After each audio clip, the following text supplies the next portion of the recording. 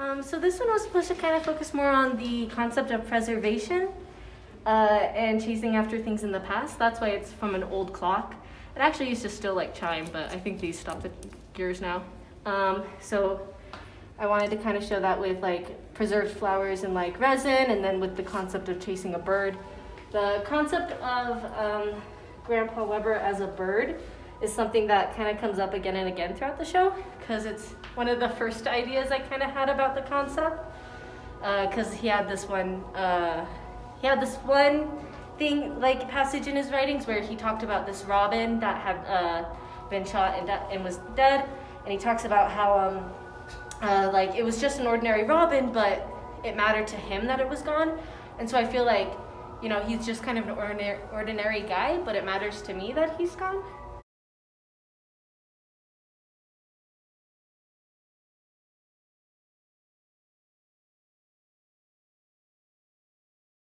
This is Fragments. It's an accordion book from Relief Prints.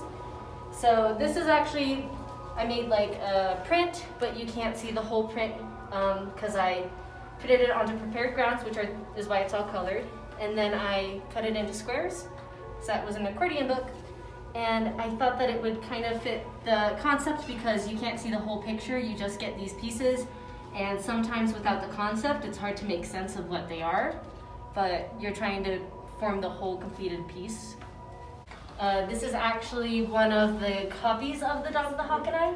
It's not the one that I got when he died, but it's one that I bought off online. So I gutted it and these are some of the pages from it.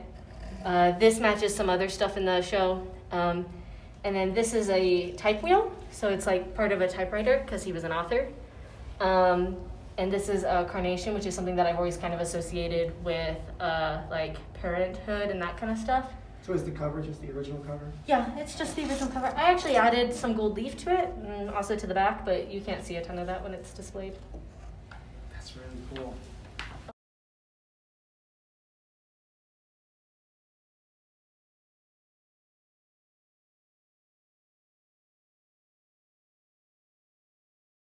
This is A Long Prayer. It's another assemblage piece I did. It started off as a panel, and then I attached these things and did all this.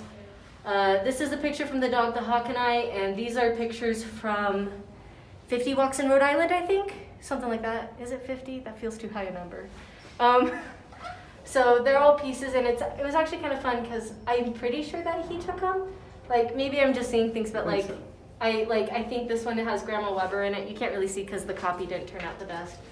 But it's called The Long Prayer because of with the melted candle in Catholic religion, lit candles often symbolize like a prayer that is being held. So I wanted to capture the idea of like thinking of him and that with it having melted down. That's a lot of thinking. Yeah. And then these are wings that I made because, again, like relating it back to kind of the idea of the robin, and they're resin with gold leaf in them.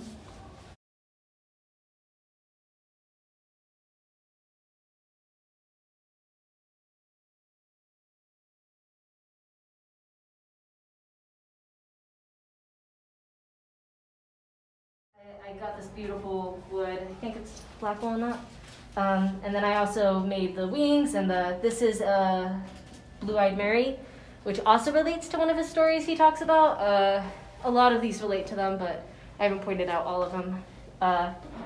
But he has this one where he was talking about his brother, I think, came, and it was after a long day of work, and he was telling his parents to like come see this thing that he had found, and his parents reluctantly went, and they found this big field of Blue-Eyed Marys, and he was like, it was like a really cool moment for him. So this also has the same concept of the melted candles from Catholic religion as like a long prayer. So it has candles on the side, and it's supposed to be reminiscent of a casket. So inside, because the idea is like instead of like a body, there's just like what he left behind, which was his book. So this is some shredded pages from one of his books, and I also like made the cushions and stuff to go inside of it and all of that.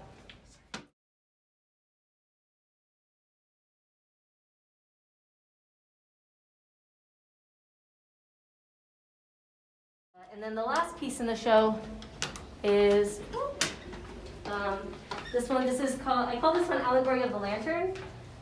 So if you guys are familiar with Allegory of the Cave, it's this concept of there's these guys trapped in a cave and they can't know the true nature of things because all they can see is the shadows of it on a wall. And so they can't see it, they can only get the shadow of it. And so I wanted to try to capture that idea in reference to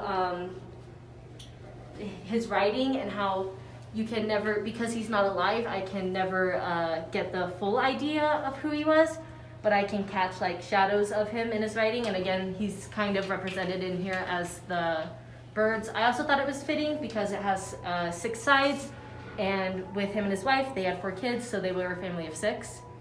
And those are the pieces of my show.